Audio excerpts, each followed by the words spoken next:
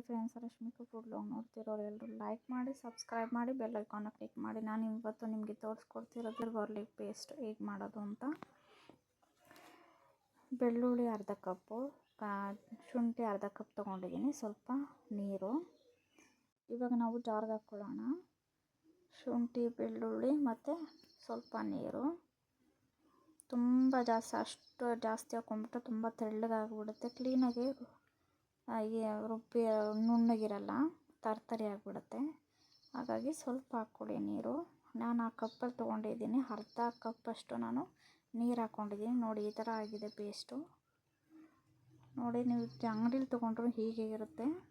ಇದನ್ನು ನೀವು 6 ಮಂತ್ಸ್ ಗಂಟ ಸ್ಟೋರ್ ಮಾಡಿ ಇಟ್ಕೊಳ್ಳೋದಾದರೆ ಸನ್ಫ್ಲವರ್ ಆಯಿಲ್ ಹಾಕಿ 1 ಟೇಬಲ್ ಸ್ಪೂನು, ಇಲ್ಲಾಂದರೆ ಪೀನಟ್ ಆಯಿಲ್ ಹಾಕಿ ಸ್ಟೋರ್ ಮಾಡಿ ಇಟ್ಕೋಬೋದು. ಇವಾಗ ನಾವು ಬೌಲ್ಗೆ ಸರ್ವ್ ಮಾಡ್ಕೊಳ್ಳೋಣ. ಜಾರಲ್ಲಿ ಹಾಕಿಟ್ಕೊತೀನಿ ಫ್ರಿಜ್ಜಲ್ಲಿ. ನನಗೆ ಯಾವಾಗ ಬೇಕೋ ಆವಾಗ ಯೂಸ್ ಮಾಡ್ಕೊತೀನಿ. ವಿಡಿಯೋ ನಿಮ್ಗೆ ಇಷ್ಟ ಆಗಿದ್ರೆ ಲೈಕ್ ಮಾಡಿ, ಸಬ್ಸ್ಕ್ರೈಬ್ ಮಾಡಿ, ಬೆಲ್ ಐಕಾನ್ನ ಕ್ಲಿಕ್ ಮಾಡಿ, ಶೇರ್ ಮಾಡಿ. ನೆಕ್ಸ್ಟ್ ವಿಡಿಯೋದಲ್ಲಿ ಸಿಗೋಣ. ಬಾಯ್.